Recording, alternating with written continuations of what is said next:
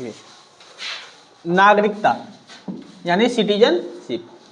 कल हमने क्या देखा, नागरिक किसे कहते हैं, यानी नागरिक वह व्यक्ति होता है जिसे राजनीतिक अधिकार और मूल अधिकार प्राप्त होता है। राजनीतिक अधिकार करने का मतलब चुनाव में मतदान करने का अधिकार या चुनाव में खड़ा होने का अधिकार। ठीक है। इसके बाद आप ये भी देखें, जो भारत में जितने भी लोग रह रहे हैं तो संविधान के अनुसार उन्हें 4 कैटेगरी में बांटा गया है, नागरिक, विदेशी, अवैध प्रवासी और शरणार्थी। नागरिक जिसे वही राजनीतिक और मौलिक अधिकार प्राप्त हो। विदेशी जो बाहर के लोग भारत आए हैं लेकिन अनुमति के बाद आए, चाहे वो बिजनेस करने के लिए आए हो, पढ़ने के लिए आए हो, इलाज के लिए आए हो या घूमने के लिए आए हो। जैसे मान लीजिए आपने देखा महाकुंभ चल रहा है तो कई बाहरी लोग भी आए कि नहीं, तो सब क्या है, विदेशी है, अनुमति लेके आए। अनुमति क्यों लिया जाता है, कैसे लिया जाता है, आपको एम्बेसी से यानी दूतावास से लिया जाता है। अगर आपको किसी देश जाना है तो उस देश के दूतावास से आप वहाँ का वीज़ा लीजिए। अगर हमें अमेरिका जाना हो, इंग्लैंड जाना हो तो हम क्या करेंगे, दिल्ली में सबका दूतावास है, वहाँ जाएंगे, वहाँ अप्लाई करेंगे कि भाई हमें जाना है, तो पूछताछ होती है किस उद्देश्य से जाना है, क्यों जाना है, उसके बाद हमें वीज़ा दिया जाता है। तो इसका मतलब वीज़ा लेके सिर्फ अनुमति लेके जा रहे हैं। अवैध प्रवासी क्या होता है, जो बिना अनुमति के जाता है। ठीक है। तो अवैध प्रवासी से थोड़ा डर भी बना रहा था, क्या पता ये किस कारण आया हो, आतंकवाद के कारण आए हो, नुकसान पहुंचाना आए हो, दंगा फैलाने आए हो। ठीक है। और एक होता है शरणार्थी। शरणार्थी यानी जब किसी देश में भूकंप, प्राकृतिक आपदा, बाढ़ या युद्ध हो तो ऐसी स्थिति में लोग एक क्षेत्र से दूसरे क्षेत्र पलायन करते हैं, उसे क्या करते हैं, शरणार्थी, यानी शरण में आए। एक तरह से वो भी जो है क्या है, पूछ के ही आता है। ठीक है। तो यहाँ तक देखिए, फिर हमने क्या देखा था, भारतीय संविधान के भाग 2 में और अनुच्छेद कहाँ से कहाँ तक, अनुच्छेद 5 से 11 तक किसकी चर्चा की गई है, नागरिकता की। तो याद रखिएगा, भारतीय संविधान के भाग 2 में अनुच्छेद 5 से लेकर 11 तक नागरिकता का प्रावधान है। अनुच्छेद 5 में हमने क्या देखा था, संविधान लागू होने के समय नागरिकता, यानी जो व्यक्ति 26 जनवरी 1950 से पहले जन्म लिया है तो उसे स्वतः नागरिकता मिल जाएगा। अगर उसके बाद जन्म लिया है तो उसके माता या पिता में से कोई एक भारतीय नागरिक होना चाहिए। और तीसरा क्या था, उसमें तीसरा करने से एक और था ना, हाँ, अगर मान लीजिए कोई व्यक्ति जिसका जन्म भारत में नहीं हुआ है, उसके माता पिता भी भारतीय नहीं है, तो अगर संविधान लागू होने से ठीक 5 वर्ष पहले से वो भारत में रह रहा है तो वो भी क्या कहलाएगा, नागरिक कहलाएगा। अनुच्छेद 6 में क्या दिखे थे, पाकिस्तान से संबंधित था। जब कोई व्यक्ति जो है आज़ादी के समय पाकिस्तान चला गया लेकिन 19 जुलाई 1948 से पहले भारत आ गया है तो उसे भारतीय नागरिक माना जाएगा। अनुच्छेद 7 में क्या था, 1 मार्च 1947 में भारत से बाहर चला गया तो उसे भारतीय नागरिक नहीं माना जाएगा। लेकिन हाँ, अगर वो 19 जुलाई 1948 से पहले आ जाता है तो अनुच्छेद 6 के तहत उसे नागरिक माना जाएगा। यहाँ तक देखे थे ना। तो देखिए अगला जो है वो है अनुच्छेद 8।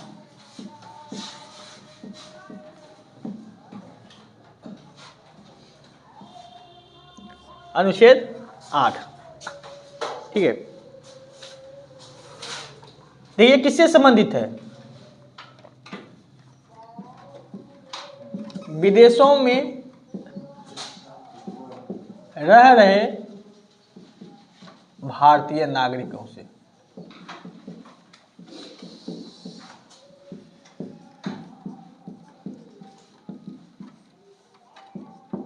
यह किससे संबंधित है, विदेशों में रह रहे भारतीय नागरिक से। अब देखिए जैसे मान लीजिए अभी आप है, ठीक है, अभी आप आईटी कर ले या कोई ऐसा कोर्स कर ले और आपको जॉब लग जाए अमेरिका, लंदन, नेपाल, श्रीलंका, बांग्लादेश, जहाँ भी लग जाए, ठीक है, आप तो भारतीय नागरिक है ना। तो जब आप या तो नौकरी लग जाए या ऐसा हो जाए तो अगर मान लीजिए कोई ऐसा बीमारी हो गया है जो भारत में इलाज नहीं हो रहा हो और डॉक्टर ने भेज दिया अमेरिका जाना हो, वहाँ महीना, 2 महीना, 3 महीना वहाँ रुकना है, या इसका अलावा जो आप पढ़ाई करने के लिए जा रहे हैं, है कि नहीं, या घूमने के लिए जा रहे हैं, तो इसका प्रावधान किसमें क्या दिया है? अनुच्छेद 8 में। अगर कोई भारतीय नागरिक भारत से बाहर जा रहा है, या तो शिक्षा के लिए, या रोजगार के लिए, या इलाज के लिए, या पर्यटन के लिए, तो उससे जुड़ा प्रावधान किसमें है? अनुच्छेद 8 में। अब देखिए, लेकिन इसका लिए प्रमाण कैसे लगेगा, प्रूफ कैसे होगा? तो जैसे मान के चलिए अभी आप जा रहे हैं अमेरिका, ठीक है, किसी भी कार्य के लिए, या पढ़ाई के लिए, इलाज के लिए, किसी भी जा रहे हैं अमेरिका, तो आप जब वहां जाइएगा तो हर, जैसे देखिए सब देश का दूतावास भारत में है, तो हमारा भी दूतावास सब जगह है। तो आप क्या जाइएगा, अमेरिका में जो भारतीय दूतावास है, कहाँ पे है? भारतीय दूतावास अमेरिका में। तो पहले जाके आप वहाँ रजिस्ट्रेशन करा लीजिए। जैसे मान चलिए दुनिया जितने भी देश है, लगभग सभी जगह भारत का अपना दूतावास है, अपना अधिकारी रख रखा है। क्यों रख रखा है? ताकि वहाँ पे जो लोग भारत के जा रहे हैं उसकी सुरक्षा करना हो, है नहीं, या उन देशों से व्यापार बनाना हो। अब जैसे मान कोई बहुत लोग यहाँ दुबई चले जाते हैं, अब वहाँ उन लोगों के साथ भेदभाव ना हो, वहाँ मारा पीटा जाए, उसकी रक्षा भी कौन करता है? भारतीय दूतावास, जो इंडियन फॉरेन सर्विस का अफसर जो वहाँ रहता है, एम्बेसडर। तो अब जैसे मान लिया आप अमेरिका किसी काम से गए हैं, आप कौन है? भारतीय नागरिक है। तो आप जाके सबसे पहले भारतीय दूतावास में रजिस्ट्रेशन करा लीजिए, जो है अमेरिका आए हैं 3 महीना रहेंगे। तो इसका मतलब क्या हो जाएगा? जो भारतीय दूतावास में आपकी जानकारी है, तो उसमें अगर कुछ भी अगर घटना होगा तो समझ लीजिए भारत के लिए हो रहा है, ठीक है। जैसे मान लिया वहाँ किसी ने आपको मारा पीटा या गोली ही मार दी, तो समझ लीजिए जो इस तरह हो जाता है, जो को भारत पे हमला कर रहा है वो। या बाई चांस मान लिया आप खो गए, या कुछ भी मिल नहीं रहे, या हो सकता है एक्सीडेंट में कहीं चले गए, तो आपके घर वाले फ़ोन करेंगे भाई अमेरिका गया 3 महीना के लिए, 6 महीना हो गया, साल भर हो गया, तो भाई जब आप कहाँ कॉन्टैक्ट किसको कीजिएगा? वहाँ पे भारतीय दूतावास एम्बेसी को कॉन्टैक्ट कीजिएगा ना। अब वहाँ पर अगर आप रजिस्ट्रेशन नहीं कराए हैं तो सीधे कहेंगे भाई ये ऐसा नाम का कोई आया ही नहीं आदमी इस देश में, है कि नहीं, तो इसकी जिम्मेदारी हम नहीं ले सकते। हाँ, आप कांटेक्ट किए हैं तो आपसे लगातार कांटेक्ट रहेगा। आप किसी देश जाते हैं, अगर आपको कोई समस्या है तो सीधे दूतावास को फ़ोन कर दीजिए, दूतावास आपको उठा के ले जाएगा, भारत भेज देगा, ठीक है। तो इसी को, इससे संबंधित चर्चा किस में है? अनुच्छेद 8 में। क्यों भाई आजकल ग्लोबलाइजेशन का ज़माना है, लोग एक देश से दूसरे देश जाते हैं। जब एक देश से दूसरे देश जाएंगे तो वहाँ पे समस्या भी हो सकती है ना। अभी मान से यहीं पे कोई पाकिस्तान का नागरिक आ जाए, पता चल जाए पाकिस्तान है, तो हो सकता है दुर्घटना हो जाए, लेकिन आप उसके साथ नहीं कर सकते। क्यों? कि जब वो क्या कहते अनुमति लेकर आया है तो उसकी सूचना भारत सरकार के पास है, जहाँ जो सहरसा में कुछ लोग पाकिस्तानी आए हैं, किसी काम से आए, ठीक है, तब वो इलीगल नहीं है, तब वो लीगल हो गया। लेकिन वही छुप क्या है, जिसका रिकॉर्ड नहीं है, तो उसको एक तरह से इलीगल यानी क्या बोले, अवैध प्रवासी ही माना जाता है। और अवैध प्रवासी पर हमेशा शक के दायरे में रहता है। हो सकता है आप काम के लिए आए हों, लेकिन क्या गारंटी है आप किस लिए आए हो? कोई मन की बात तो जान नहीं सकता है ना। तो अनुच्छेद 6 किससे संबंधित है? विदेशों में रह रहे भारतीय नागरिकों से संबंधित है। और ठीक है, इसके बाद अनुच्छेद 9 जो है, अनुच्छेद 9, अब इसमें देखिए क्या कह रहा है। अगर कोई भारतीय नागरिक,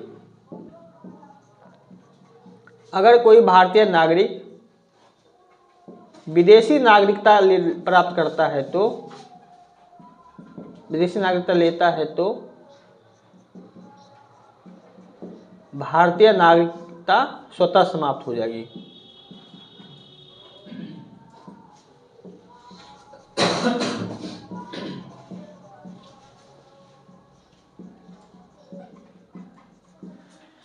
यानी देखिए, जैसे आप मान लें कहीं चले गए, अमेरिका, इंग्लैंड कहीं चले गए, वहाँ आप जॉब कर रहे हैं और आपने गलती से अगर वहाँ की नागरिकता ले ली तो आपको भारतीय नागरिकता समाप्त हो जाएगा। यानी भारत के नियम है, जो भारत का नागरिक होगा वो किसी दूसरे देश का नागरिकता नहीं ले सकता है। अगर आप नागरिकता ले लिए तो आपकी भारतीय नागरिकता समाप्त हो जाएगी, ठीक है। यानी याद रखिए, भारत में एकल नागरिकता है ही, ऐसा नहीं आप भारत का भी नागरिकता ले लिया, अमेरिका का भी नागरिकता ले लिए। तो ये जो 2 अनुच्छेद, जो अनुच्छेद 8 यानी विदेशों में रह रहे भारतीयों से संबंधित है, और अनुच्छेद 9 किससे संबंधित है? नागरिकता। अगर कोई भारतीय नागरिक किसी अन्य देश की नागरिकता ले लेता है तो उसकी भारतीय नागरिकता स्वतः समाप्त हो जाती है। ठीक है। मान लीजिए आप लोगों को अमेरिका की नागरिकता मिले और भारत का नागरिकता छोड़ना पड़े, तो आप क्या कीजिएगा? भाई ले गए तो आपको छोड़ना तो पड़ेगा ही। नागरिकता मिलने ही से क्या होता है? नागरिकता से क्या होगा? नागरिक तो यहाँ का भिखारी भी है भारत का। क्या चीज? भारत यहाँ का तो भिखारी भी भारत का नागरिक है। हाँ, यदि हम लोग का भी कंडीशन अमेरिका का नागरिकता प्राप्त करने का, तो वही कंडीशन भिखारी के लिए नहीं, जैसे मान लीजिए ऐसे आपको तो ऐसे मिलेगा नहीं, क्योंकि आप यहाँ से अमेरिका जा रहे हैं, जैसे मतलब आप उस लेवल पे है नहीं जो भिखारी होंगे। आपके पास पैसा है, क्षमता है, तभी वहाँ जा रहे हैं। आपको क्या लगता है कि भिखारी अमेरिका चला जाएगा यहाँ से, या मध्यम वर्ग चला जाएगा? आप अमेरिका जा रहे हैं, इसका मतलब मध्यम वर्ग है तो नौकरी के लिए जा रहे हैं, अमीर है तो बिजनेस के लिए जा रहे हैं। तब आपको मान लीजिए वहाँ की नागरिकता मिल जाए, तो आप क्या कीजिएगा? भारतीय नागरिकता छोड़ दीजिएगा? फिर तो सर अपने देश के साथ गद्दारी करना। हाँ, तो आप बाहर जाके कमा रहे, ये भी तो गलत है ना। आप भारत की सेवा कीजिए। लेकिन ये भी गलत नहीं माना जाता है। तो ये गलत इसलिए नहीं माना जाता है क्योंकि देखिए सिंपल सी बात है, आप दुनिया के किसी भी कोना में जा रहे हैं, चलिए आप अमेरिका गए, आप वहाँ जॉब कर रहे हैं, तो जो भी पैसा बचत होगा वो आप भारत को भेजेंगे ही, तो उसे भारतीय अर्थव्यवस्था तो मजबूत होगी ना। इसीलिए आज टाइम ग्लोबलाइजेशन जमाने में कोई कहीं भी जा सकता है। ठीक है, तो अलग चीज। अब आइए अनुच्छेद 10। देखिए इसमें क्या कहा गया है, अगर संसद कोई भी कानून बनाती है तो सभी भारतीय नागरिक पे लागू होगा। अगर आप भारतीय नागरिक हैं तो आप पे वो सारे कानून लागू होंगे जो संसद के द्वारा बनाए गए। ठीक है, क्यों? आप क्लियर, आप भारतीय नागरिक है, इसका मतलब आप भारत संविधान के अधीन है। ऐसा थोड़ा मान जब भारत का कोई कानून बनाते हम कहेंगे नहीं हम इसको नहीं मान सकते, कैसा हो सकता है? नहीं हो सकता ना, क्योंकि आप वोट किसी को दीजिए, हो सकता है आपकी पार्टी हो या आपके विपक्षी पार्टी सरकार में आए, लेकिन वो जो कानून बनाएंगे लागू तो सब पे होगा ना। ऐसा थोड़ा अभी भारत सरकार ने टैक्स लगा दिया और हम मान लीजिए भारत सरकार के विरोधी है, हम टैक्स नहीं देंगे, ऐसा हो सकता है? नहीं हो सकता है ना। तो यही ये कह रहा है कि संसद द्वारा निर्मित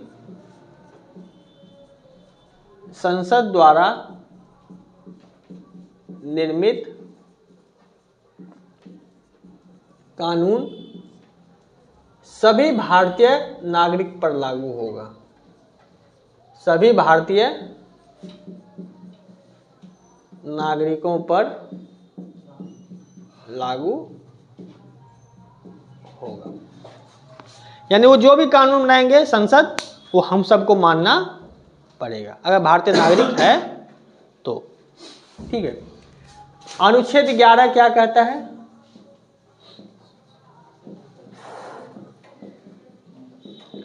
ये कहता है, देखिए अब नागरिकता संबंधी कानून बनाएगा कौन?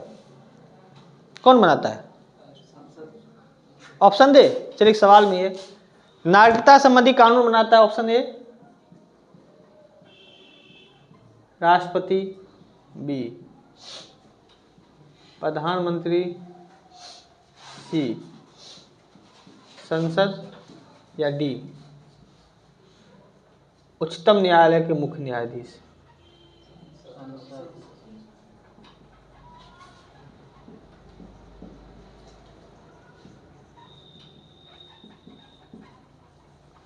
कौन बनाते हैं? सिंपल सी बात है, कानून बनाने का अधिकार किसको दिया गया है? संसद। सांसद नहीं, संसद। राष्ट्रपति क्यों लगाए? क्योंकि राष्ट्रपति भी संसद का एक हिस्सा है।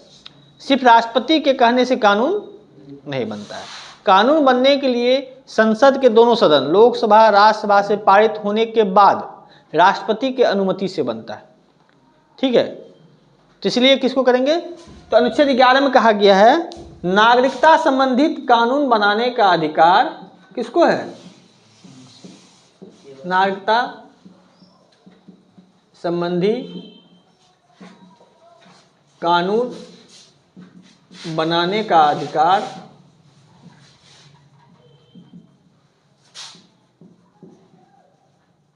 संसद के पास है या संसद को है। अगर नागरिकता संबंधी कोई कानून बनाएगा तो कौन बना सकता है? संसद। क्या राज्य विधानमंडल बना सकता है? नहीं, क्यों? क्योंकि सब वो किसी विशेष राज्य का पहले की बात। क्योंकि जैसे मान लीजिए बिहार राज्य है, आपको पता है नागरिकता भारत क्या है? एकल नागरिकता है, यानी केवल एक नागरिकता है। अब बिहार सरकार का विधानमंडल कोई नागरिकता बनाएगा तो क्या ये यूपी वाले लोग उसको फॉलो करेंगे? नहीं करेंगे ना। तो इसलिए राज्य विधानमंडल को शक्ति नहीं दी गई है। नागरिकता संबंधी जो भी कानून बनाएंगे वो कौन बनाएंगे? संसद बनाएंगे। ठीक है। अब देखिए, इसी अनुच्छेद का फायदा उठाते हुए 1955 में एक कानून आया, नागरिकता अधिनियम 1955। ये कानून कौन बनाया होगा? संसद। क्योंकि कानून बनाने का काम संसद के पास है। तो जो अनुच्छेद 11 में कहा गया है नागरिकता संबंधी कानून बनाने का अधिकार किसके पास है? संसद के पास है। और इसी अनुच्छेद 11 के तहत 1955 में एक अधिनियम लाया गया संसद के द्वारा, नागरिकता अधिनियम 1955। और इसमें यह कहा गया है नागरिकता आपको कैसे मिल सकती है या नागरिकता आप कैसे आपकी जा सकती है, यानी नागरिकता ग्रहण करने का भी तरीका और नागरिकता त्यागने का भी तरीका किसमें है? नागरिकता अधिनियम 1955 में। तो इसमें जो ग्रहण का तरीका बताया है, तो नागरिकता ग्रहण कितने तरीके से होता है? 5 तरीके से। एक तो हो गया आपको जन्म से, वंशानुगत से, फिर पंजीकरण, देशीकरण और अर्जन से। यानी भारतीय नागरिकता प्राप्त करने का तरीका 5 है। किसके अनुसार? भारतीय नागरिकता अधिनियम 1955 के द्वारा। जन्म के द्वारा, वंशानुगत द्वारा, पंजीकरण के द्वारा, देशीकरण के द्वारा और अर्जन के द्वारा। और इसमें 2-3 तरीका ये भी बताया गया है कैसे आपकी नागरिकता जा सकती है। ठीक है, ओके, तो यहाँ तक लिख लीजिए। नागरिकता अधिनियम 1955 के तहत जो नागरिकता ग्रहण किया जाता है वो 5 तरीके से। तो जो पहला है वो क्या है? जन्म द्वारा। तो इसमें क्लियर कहा गया है 26 जनवरी 1950 से पहले भारत में जन्मे व्यक्ति स्वतः भारतीय नागरिक बन जाएगा।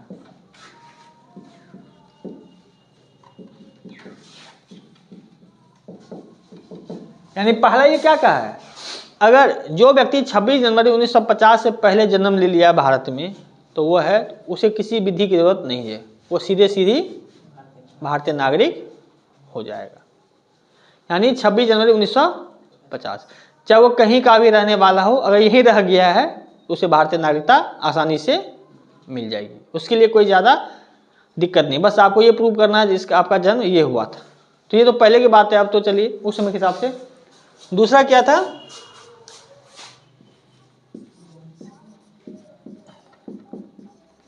वंशानुगत द्वारा।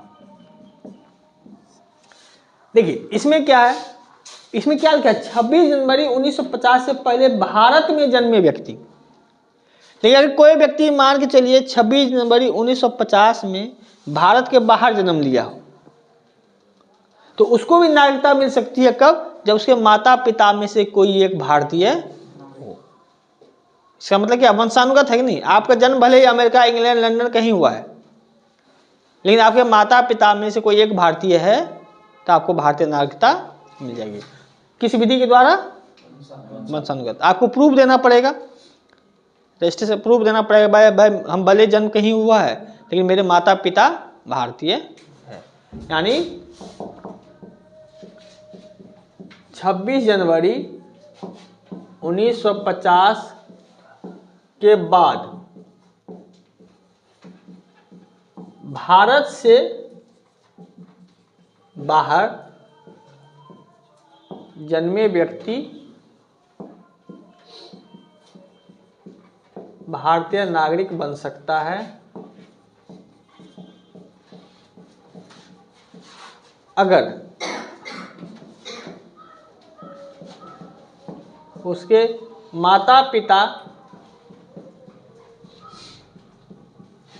में से कोई एक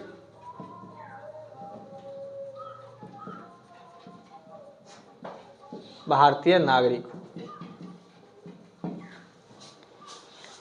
यानी कहीं भी जन्म लिया हो, अगर माता पिता उसके भारतीय है तो उसे भारतीय नागरिकता मिल जाएगी। तीसरा क्या था? पंजीकरण। पंजीकरण का इंग्लिश रजिस्ट्रेशन। ठीक है। अब देखिए ऐसा, जैसे मान के चलिए आप है, आप गए अमेरिका, आप भारतीय नागरिक हैं। अब वहां जाकर के आपने वहां की लड़की से शादी कर लिया, ठीक है, आपके बाल बच्चे भी हो गए।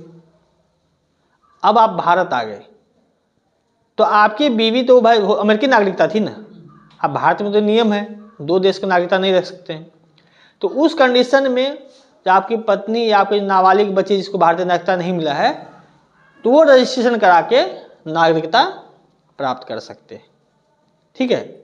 लेकिन इसके लिए कंडीशन है, रजिस्ट्रेशन से पहले कम से कम 7 वर्ष आपको भारत में रहना पड़ेगा। नहीं पता चला आप आए रजिस्ट्रेशन करा के भाग गए, ऐसा नहीं है। तो ये किनके लिए है? वैसे नाबालिग बच्चे या वैसी महिलाएं, या हो सकता कोई महिला ही जाकर वहाँ किसी पुरुष से शादी कर लिए हो, अगर पंजीकरण के द्वारा भारतीय नागरिक बन सकता है। कब? अगर वो कम से कम 7 वर्ष भारत में रहा हो तब। ठीक है। वो ऐसा हो सकता है पता चला भारतीय नागरिक, आपकी बीवी अमेरिकी नागरिकता है, तो गलत हो जाएगा ना। या ऐसा भी हो सकता है, जैसे मान के चलिए आपके परदादा यहाँ से गए या आपके दादाजी भारत से गए, वहाँ गए और आपके पिताजी क्या किए, वहाँ अमेरिकी नागरिकता ले लिए, तो आपके पिताजी और आपकी नागरिकता कहाँ हुई? अमेरिकी नागरिकता हो गई। अब आप फिर से भारत आना चाहते हैं तो उस कंडीशन में आपको क्या कराना पड़ेगा? रजिस्ट्रेशन कराना पड़ेगा। तो उसके लिए वही कंडीशन है, आपको 7 साल कम से कम भारत में रहना पड़ेगा। यानी किसके लिए है? या तो मान लीजिए आप वहाँ जाकर विदेश जाकर किसी से शादी कर लेते, आपके बच्चे हो जाते, उनके लिए रजिस्ट्रेशन कराना है। या ऐसा कंडीशन है कि आपके दादाजी भारतीय नागरिक थे, अमेरिका या लंदन चले गए, वहीं बस गए और अब चाहते हैं आप वहाँ से यहाँ आए, नहीं आपके पास तो वहाँ की नागरिकता है, तो पहले आप वहाँ की नागरिकता छोड़िए और यहाँ आकर के रजिस्ट्रेशन कराइए। ठीक है। तो उनके लिए तो आप इसमें भी लिख सकते हैं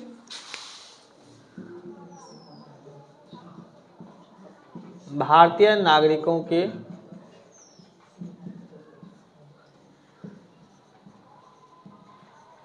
नाबालिग बच्चे एवं विदेशी जीवन साथी लिए। जीवन साथी क्यों लिख दिए? ताकि लड़का लड़की दोनों समझे।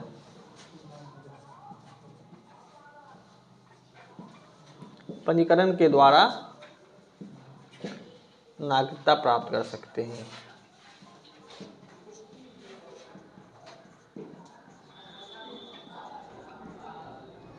लेकिन इसे कर सकते, इससे पहले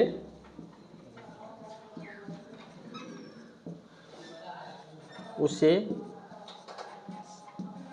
कम से कम 7 वर्षों तक भारत में रह रहा हो। यानी कोई भी अगर भारतीय नागरिक है तो उसकी पत्नी जो विदेशी नागरिक है या पति विदेशी नागरिक है या उसके बच्चे, तो वो आकर के यहाँ नागरिकता प्राप्त कर सकता है। किसके द्वारा? पंजीकरण के द्वारा। या वो भी आ सकता है जिसके दादा परदादा भारतीय थे, वो फिर से भारत आ सकता है। ठीक है। तो यहाँ तक लिख लीजिएगा। देशीकरण। अब जैसे मान चलिए कोई बाहरी नागरिकता है, किसी दूसरे देश का नागरिकता है और वह भारत में शामिल होना चाहता है, तो सबसे पहले उसको क्या करना पड़ेगा, उस देश की नागरिकता को त्यागना पड़ेगा। उसके बाद वो भारत में अप्लाई कर सकता है, किसके द्वारा, देशीकरण के द्वारा। तो इसके लिए उसे कम से कम इस अप्लाई से पहले कम से कम 12 वर्ष तक भारत में रहना पड़ेगा। देखिए क्या था, पंजीकरण के लिए कितना चाहिए था, 7 वर्ष का, और देशीकरण के लिए 12 वर्ष। आपने कल भी चर्चा किए थे, जिसे पाकिस्तानी क्रिकेटर दनिश कनेरिया या पाकिस्तानी गायक अदनान सामी भी भारतीय नागरिकता प्राप्त किए। वो किसके द्वारा किए हैं, देशीकरण के द्वारा किए हैं। यानी कोई बाहरी नागरिक भारतीय नागरिकता प्राप्त कर सकता है अगर वह अपने देश की नागरिकता छोड़ दे और कम से कम 12 वर्ष भारत में रह रहा हो, तो वो देशीकरण के द्वारा भारतीय नागरिकता प्राप्त कर सकता है। यानी कोई विदेशी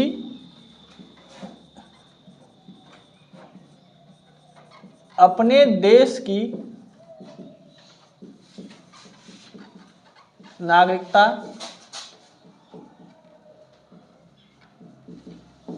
त्यागने के बाद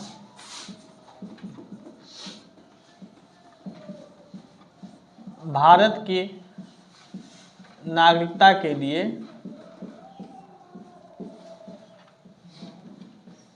आवेदन कर सकता है, आवेदन कर सकता है। इसके लिए उसे कम से कम 12 वर्ष तक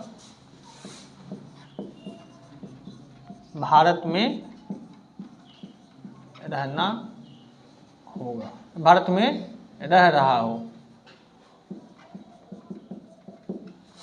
यानी कोई देश, लेकिन इससे पहले कंडीशन है, अपने देश की नागरिकता को छोड़ना पड़ेगा, क्यों भारत में क्लियर कहा है एक आदमी के पास 2 देश की नागरिकता नहीं होगी। ठीक है। अब जो 5वां है वो क्या है, अर्जन के द्वारा। किसके द्वारा है, अर्जन के द्वारा। अर्जन, जैसे मान लीजिए हम किसी देश पे कब्जा कर लिए, युद्ध हुआ, हम पाकिस्तान के किसी क्षेत्र पे कब्जा कर लिए, तो वहाँ का जो भी लोग होगा उसको नागरिकता अपने आप मिल जाएगा। अब जैसे मान लीजिए सिक्किम भारत में शामिल हो गया, तो सिक्किम के लोगों को नागरिकता मिल गया कि नहीं, भले वो बाकी और कंडीशन फॉलो करता हो या ना करता हो। यानी अर्जन का मतलब है जब हम किसी देश पे कब्जा करते हैं या कोई देश हमें मिलेगा, तो वहाँ के जितने भी जनता है सबको भारतीय नागरिकता अपने आप मिल जाएगी। यानी जब कोई क्षेत्र भारत में शामिल होगा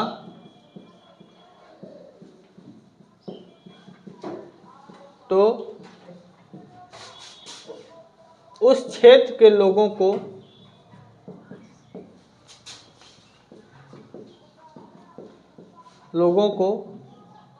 नागरिकता स्वतः मिल जाएगी।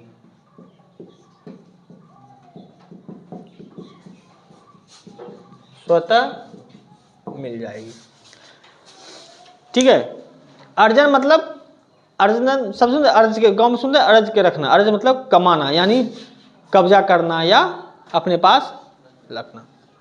तो किसी देश का हम लोग अर्जन करते हैं या क्षेत्र का अर्जन करते हैं, तो जाहिर सी बात है उस देश को, अगर क्षेत्र को अपने देश में मिलाएंगे तो वहाँ लोगों का करना पड़ेगा ना विकास, तो उसे अपने आप नागरिकता मिल जाएगी। उसे पंजीकरण देशीकरण कराने की जरूरत नहीं, वह स्वतः माना जाएगा। ठीक है। देखिए अभी तक जो आप देख रहे थे, ये कैसे सदस्यता या नागरिकता हम ग्रहण कर सकते हैं। लेकिन अब हम क्या देखेंगे, भारतीय नागरिकता का त्याग कैसे होता है। यानी भारतीय नागरिकता का त्याग, यानी इसके तरीके कैसे कैसे। तो सबसे पहला तरीका आप खुद छोड़ सकते हैं। अगर आप चाहते हैं हम भारतीय नागरिक ना रहे, तो आप खुद से स्वेच्छा से भारतीय नागरिकता का त्याग कर सकते हैं। यानी स्वेच्छा से भारतीय नागरिकता का त्याग कर सकते हैं। ठीक है। दूसरा तो हम बताए थे आर्टिकल 9 में क्या था, जब आप दूसरे देश की नागरिकता ले लेते हैं तो आपकी नागरिकता स्वतः समाप्त हो जाएगी। यानी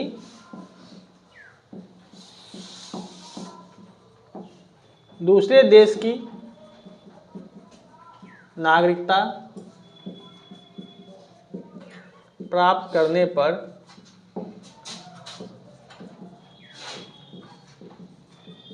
भारतीय नागरिकता स्वतः समाप्त हो जाएगी। ठीक है। हाँ, तीसरा क्या है, अब देखिए, जैसे मान लिया आप भारतीय नागरिक है, लेकिन आप किसी ऐसे जुर्म में पकड़े गए जिससे ये पता चलता है कि आप यहाँ की गोपनीय सूचना पाकिस्तान, बांग्लादेश या भारत के दुश्मन देशों को दे रहे हैं, या आपकी गतिविधि आतंकवादी, आपका जो संलिप्तता है आतंकवादी गतिविधि से जुड़ा हुआ है, तो उस कंडीशन में भी आपसे भारतीय नागरिकता छीनी जा सकती है। भले ही आप भारतीय क्यों न हो, अगर आप दुश्मन देश के साथ गोपनीय सूचना का आदान प्रदान करते हैं या आतंकवादी गतिविधि में से जुड़े हुए हैं, तो उस कंडीशन में आपकी नागरिकता जा सकती है। ठीक है। तो तीसरा क्या है, अगर किसी आतंकवादी गतिविधि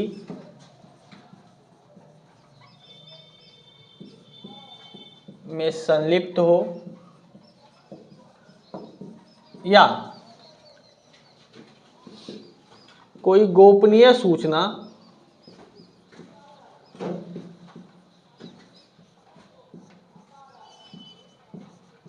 दुश्मन देश के पास पहुंचा रही हो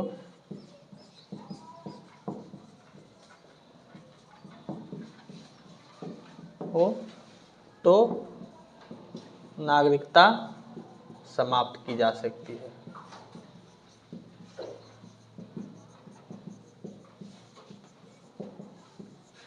नागरिकता क्या हो जाएगा आपकी, समाप्त हो सकती है। ठीक है। ठीक, लिख लीजिएगा, अधिनियम संशोधन 2019। ये थोड़ा विवादित भी रहा है। ठीक है। और थोड़ा सा ये जो है चर्चा में भी ज़्यादा रहा था। अब देखिए इसमें क्या कहा गया है, अब देखिए 3 देशों से, कहाँ से, अफगानिस्तान,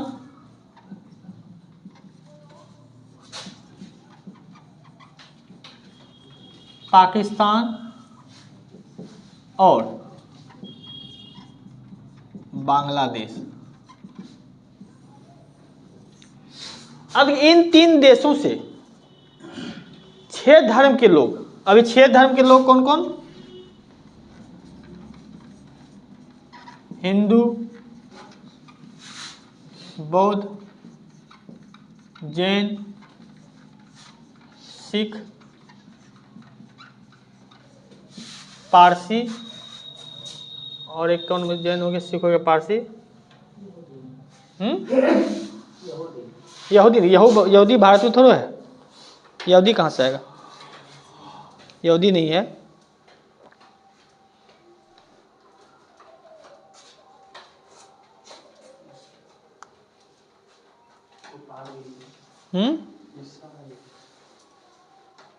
हाँ, ईसाई। ठीक है।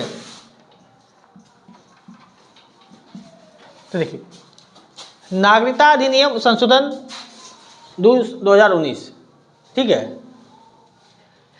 इसमें कहा गया है कि 3 देश यानी अफगानिस्तान, पाकिस्तान, बांग्लादेश से आए इन 6 समुदाय के लोगों को अवैध प्रवासी नहीं माने जाएगा अगर ये 31 दिसंबर 2014 से पहले भारत आ गया है।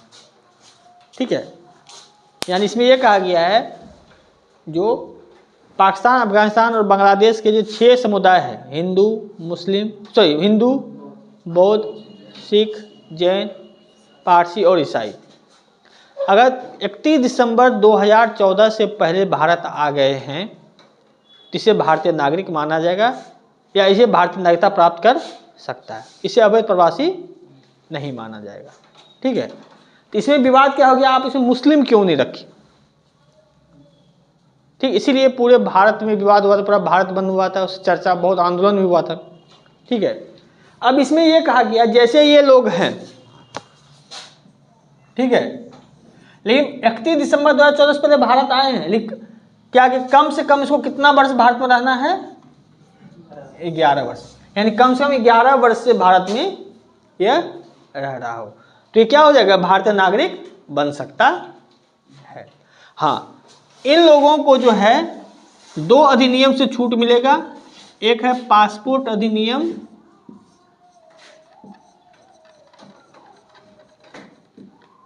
1920 और एक है विदेशी अधिनियम 1946।